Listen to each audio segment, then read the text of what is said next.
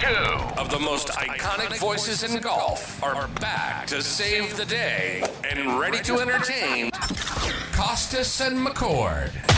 Off their rockers. Yes, we're back with another episode of Kostis and McCord Off Their Rockers, a golf production. I'm Mike Abram, your producer, co-host from the Golf Agency, and we got a great, fun episode today. I think you're going to really enjoy, by the way, this new February 2025 edition of Golf Magazine. There's a great interview with Peter and Gary. It's some really good pictures, and we had a lot of fun shooting it. And please check that out at golf.com or Golf Magazine. And remember, like, subscribe, and share this show with your golfing friends. And don't forget to hit that notification button right below so you never miss an episode. And the guys love to hear your comments, so put it there. But it's early in 2025, and we're going to talk about new equipment and how to pick your equipment. But first, let's have a little story time with Peter and Gary talking about some great times they had when they were broadcasting on the West Coast Swing right here on Kostis and McCord Off Their Rockers. Guys, in honor of the PGA Tour West Coast Swing, give me a good story from all your decades, both working the broadcasts and Gary playing out there. Peter, why don't you start? West Coast Swing, your best story from West Coast Swing. Well, are we going to eliminate Hawaii from this discussion? And sure. And we just do. Why don't you go L.A. and Palm Springs and San Diego, and maybe the AT&T also, the old Crosby claim base. Let's limit it to those. Well, one of my funniest moments. I was working with USA Network, and we were doing the early round coverage of the Bob Hope, and Yogi Berra is playing, and I'm out there. I don't even remember what golf course or what hole. It was a par 3. It was a 150-yard par 3, and my job was to interview, kind of like Pebble Beach. I had to go out and interview celebrities and this and that, right? Yeah. So now they throw me Yogi. Now Yogi is on the tee, and he's got some kind of a wood from 150 yards, and he hits it to 4 feet. Wow. He's getting 2 shots a hole. 36 handicap, 2 shots a hole. And so we're talking about the shot, whatever. He gets up there, and he hits his first putt 2 feet, leaves it 2 feet short. Hits his next putt 1 foot, leaves it 1 foot short. Got to take a bigger swing. So now, and then he finally puts the next one in. Okay. Right? 3 putt from 4 feet. 3 putt from 4 feet. Now I got to interview him. And I go, Yogi, that had to be one of your best tee shots of the day coming to this hole. And he goes, yeah, I really hit that one good. That was fun. I said, Roy, Yogi, how about the putts though? He goes, yeah, if I'd have hit it harder, I'd have missed it shorter. And I go, really? What? I go, that was a Yogiism in real time that made sense, but didn't make sense. Oh, gosh. And I just started laughing. How could you not? If I'd have hit it harder, I'd have missed it shorter. Oh God, It's unbelievable. I remember one at the you talking about the Crosby. Yeah. So it was a Crosby then, and I've got a buddy of mine named Wild who was caddying for me. Okay. He lives in San Francisco, so he came down, and we're having. This is on a Saturday. Okay. It's on a Saturday, and we were having breakfast in Carmel Valley, which is half hour away. Yeah, 40 bit of a minutes. drive. 40 minutes away. A really nice restaurant out there, old breakfast place. Okay. We're sitting there, and he's got and we're going to tee off. We're there at 8:30, and we're going to tee off at 10:30. Okay. So we're sitting there having breakfast, and he all of a sudden he's got the San Francisco Chronicle out in the green page, which is his sports, and he goes, all I hear is, "Holy shit!" I go, "What?" He goes, "Look!" And I thought we teed off at 10:30, and it's 8:30. We tee off at 9:10. Oh, God. I got half hour to go, and it's Saturday. And I'm playing with George C. Scott. Oh my God. Very good. So it's the only time he's ever played in the tournament. You can go look it up. The only time he ever played. About what year was this? This one, He had so much 70s. fun. He had so much fun playing with you that he never played He again. never played again. Never played again.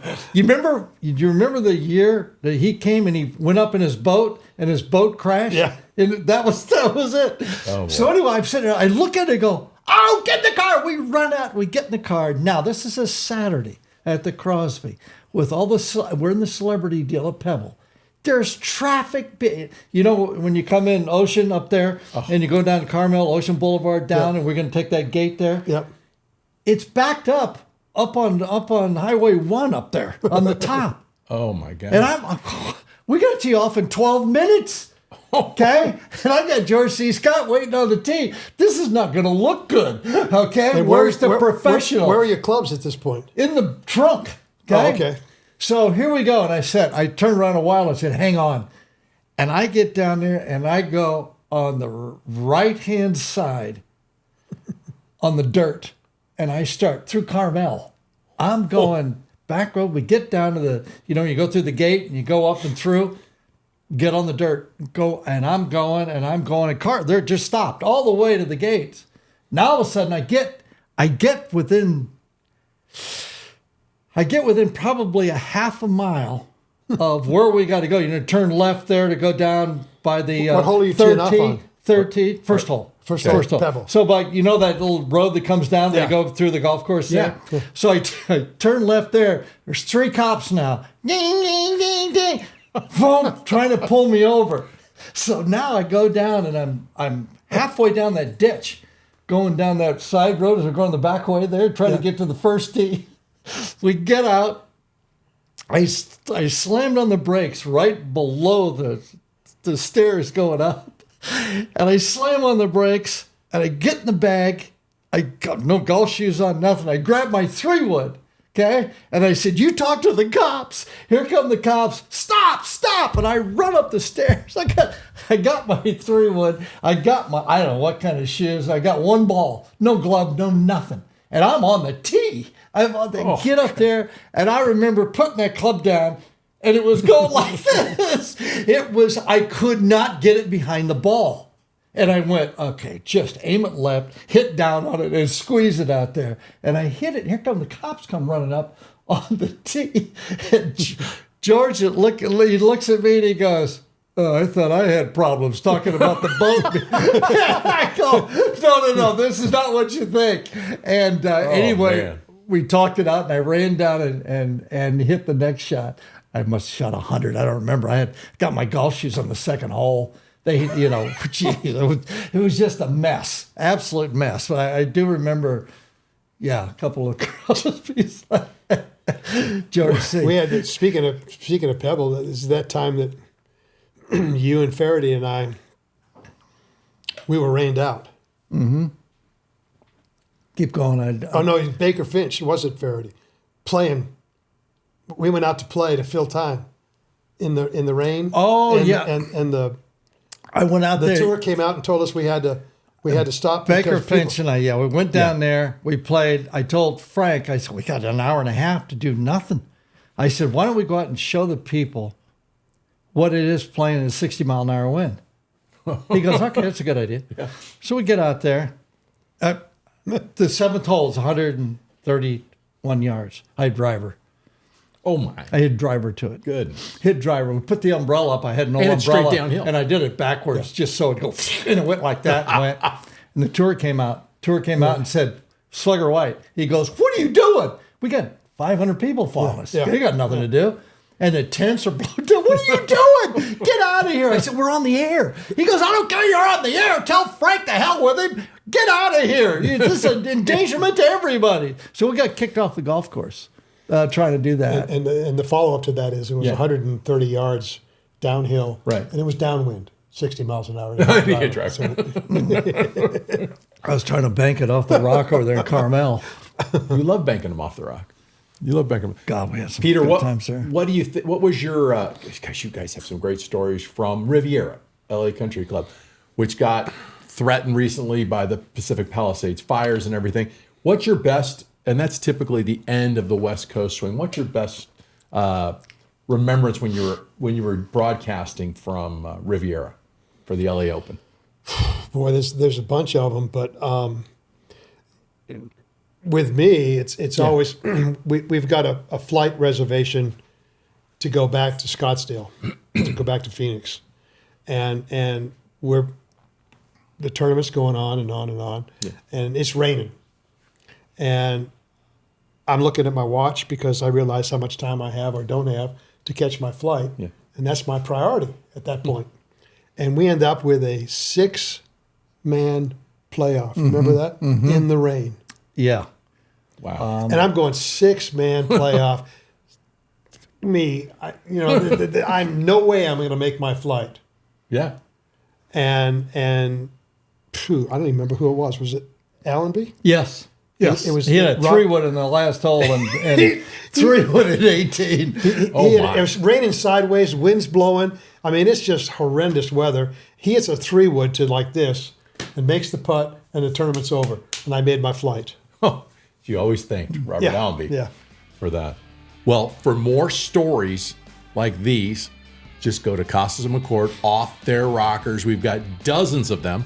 Like, subscribe, and share with your golfing friends, and make sure to hit that notification button so you never miss an episode. Don't go away, because when we come back, Coach Kostis has a great tip to dial in your speed when putting. And then the guys are going to talk about how to pick your new equipment for 2025. Kostis and McCord, Off Their Rockers, a golf production. We'll be right back. If you love Kostis and McCord's Off Their Rockers, you're going to love one of the best deals you can find in golf. An Inside Golf membership from the team at golf.com. When you sign up today, you'll get instant access to a free year of Golf Magazine, a $20 gift card to Fairway Jockey, 1 dozen Srixon Z-Star XV golf balls. They're great. I'm playing them now. They're really good. And many, many more discounts on Golf Logics, True Spec, and Fairway Jockey products that will take your game to the next level. As an Inside Golf member, you'll have exclusive access to one-of-a-kind golf experiences like the one Gary Peter and I attended right before the U.S. Open at Pinehurst. Participants got to meet Peter, Gary, hang out, have dinner, have a drink, and a very special fireside chat at Donald Ross's historic cottage. If you want in on all these incredible offers and special access, sign up for Inside Golf today for the low, low price of just $39.99. Visit golf.com/subscription or click that link below for more information. Visit our website, KostisMcCord.com. Subscribe to our YouTube channel or podcast, and follow us on social media at Kostis McCord Off Their Rockers. Hello, friends. It's Jim Nance of CBS Sports, and I urge you to like and subscribe my brothers, Kostis and McCord, Off Their Rockers right now. You'll enjoy it. Now it's time for Coach Kostis. Peter gives us some great tips to help our games. This is a great drill that I like to use. It's called the fringe drill. Again, it's another speed control drill for putting. So what I'll do is I've got 8 golf balls here. I'm going to putt them toward the fringe. But the first one is purposefully going to come up short. I'm going to try and get it about 6 or 8 feet short. Now the purpose of this game is to get the next ball past that ball, but not into the fringe, and see how many golf balls you can get lined up. Ideally, I'd like to get all 8 of these golf balls lined up at the end. So, all right, here's ball number 2. I got to get it between that ball and the fringe.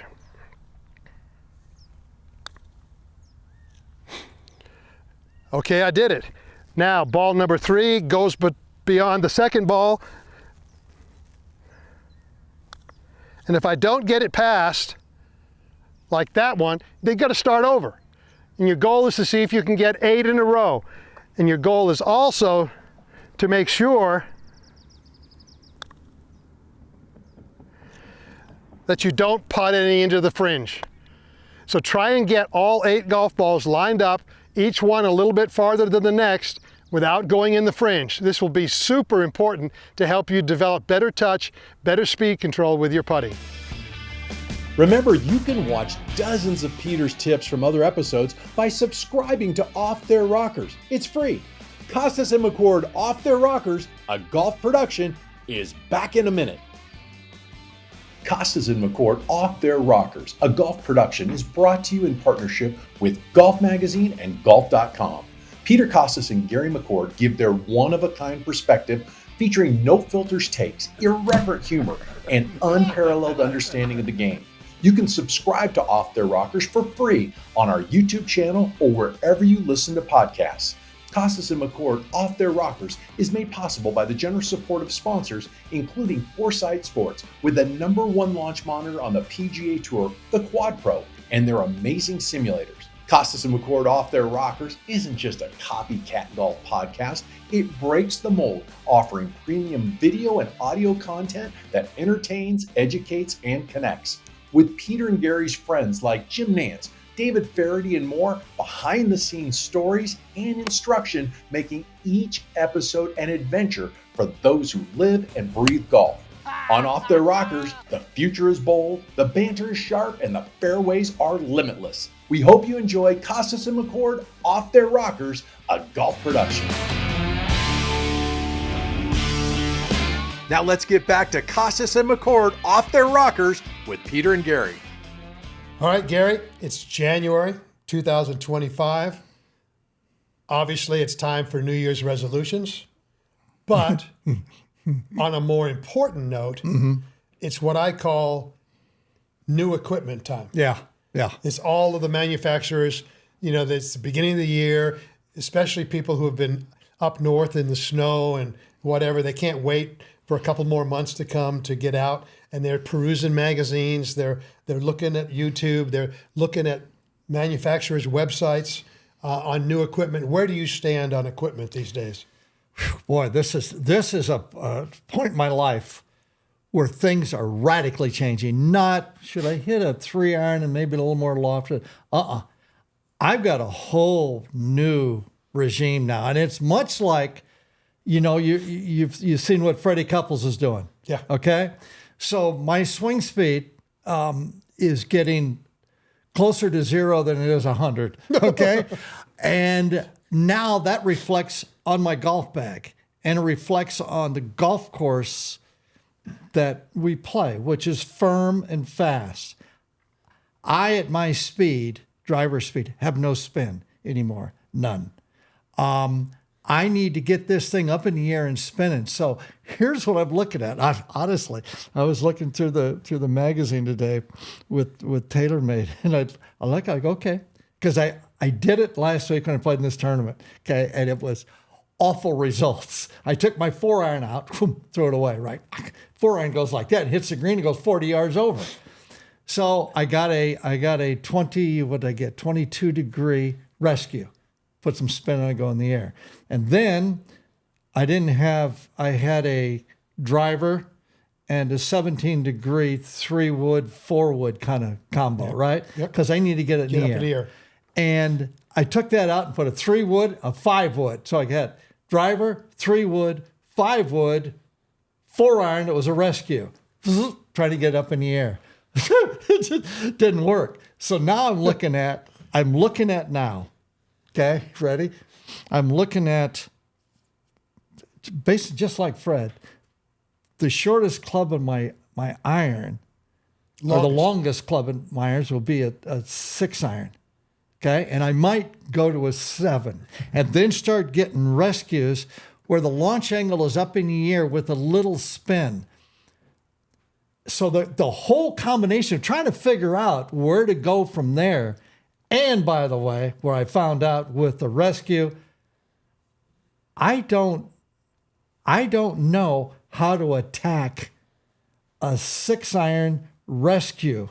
I don't know whether to go launch angle, or my attack angle steeper or sweep it like a wood. It's really weird because you sit there with, a 6-iron that's got stuff behind it, and you want to swing like a wood and get it up in the air, come from the inside and go up in the air. And that's where I am. I am so stuck not only in what as far as loft and mass behind it, but how to attack that club in relationship to irons that I have in the bag. And it's hard. I mean, I didn't realize it'd be that hard. So let's have a conversation and try to help our viewers, Okay. who may be going out to look for new clubs and whatnot.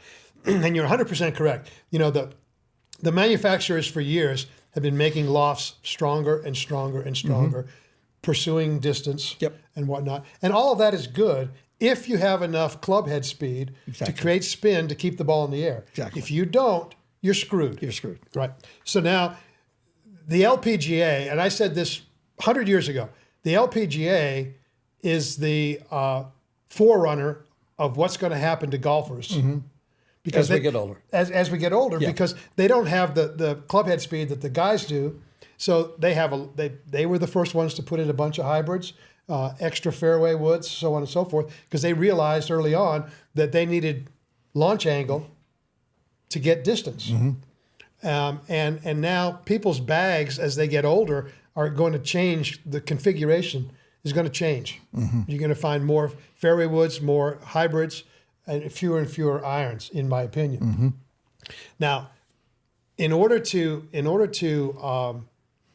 figure out what works for you, the single greatest enhancement to a person being fit for clubs, in my opinion, is the launch monitor. Back in our day, it sounds like old. Back in our day, we had to go hit 1 million balls. And then we go, this was pretty good. Then you go to the golf course and you realize now it really was spinny out on the golf course into the wind. So that was no good. And trial and error took a lot of time. And we didn't make club changes very quickly because we weren't certain of how it was going to perform under pressure, especially on the golf course, right? Now, with launch monitors, you can get your spin rate, you can get your launch angle, you can get everything like that. So you can go get a launch monitor with your 6 hybrid, and you can start to figure out, you can screw around. You know, should I trap it, right? What does the number say? Do I sweep it? What does the number say? And then you can figure out in a dozen shots what is the right angle of attack for your 6 hybrid. And it makes things a whole lot easier. Trying to put these things in the bag without a launch monitor, in my opinion, is foolhardy because it'll take you forever to try and figure out what to do. I did that exactly what you just said before I went to this member guest. Bob Toy got his TrackMan out there, and we started doing, and he says, you got it. He knows. I just go through the ball. And he goes, you got to start getting some hybrids so you can get it up in the air like Willie would. Willie hits straight up in the air. He's got all hybrids, right? So here was my problem. You help me with this. So I got it. I said, okay, let me try a 4-iron first. So I took out my 4-iron and got a hybrid 4-iron, okay? So I was hitting it. I'm looking at the launch monitor. It's okay, good. I get to the golf course in the tournament. I put it down. And this is just a philosophy. When I put it down, I thought I had a wood. And I didn't want to hit it hard because it'd go too far. And I came out of every one of them. And you know that low flare to the right that's no compression? I kept hitting that. I go to the range and I go, hit it and go, boom, straight up in the air. I could do it on the golf course because when I look at that thing, I'm holding on the whole time. I disagree. The reason you couldn't do it on the golf course was because you didn't have your yardages down yet. When you hit it on the range, you didn't care how far it went. So you made a good aggressive swing through the ball, and you didn't bother to look at how far it went. You were looking at launch angle and spin rate and whatever. And if you knew that you hit your 6 hybrid 180 yards or whatever you hit it, then you would know whether or not to lay off or make a full swing or whatever. You've got to use the launch monitor to gap your clubs and figure out how far you hit it with certain swings. I agree with that. My problem was I knew how far I could hit it, but something put on full hydraulic brakes going in because I thought because it looked like it would, it was going to go too far. You got to be committed. I know, you got to be committed. And the one tournament, I know it'll take me like 2 or 3 to where, playing for money or whatever, to where I can do it. But the noticeable difference is it goes in the air.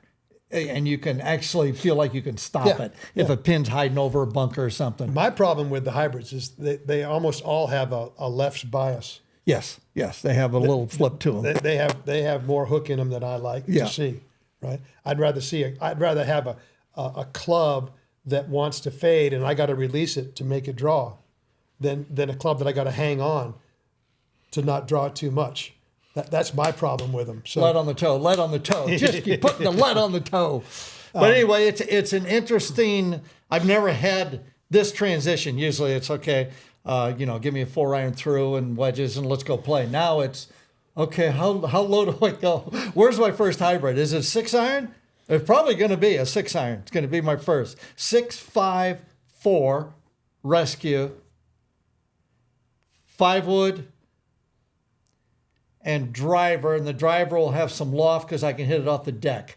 So that'll say, when's the last time we hit 3 woods on par 5s? Never. We don't do that anymore. You just don't do it. We can't hit it far enough. So you don't really need a 3-wood if you can hit a driver off the deck and get it down there. So that's the future for us and people who are getting closer to our age is to understand club head speed. Yeah. Launch angle, spin rate, and how that all melds together. All melds together to hit a shot. Yeah.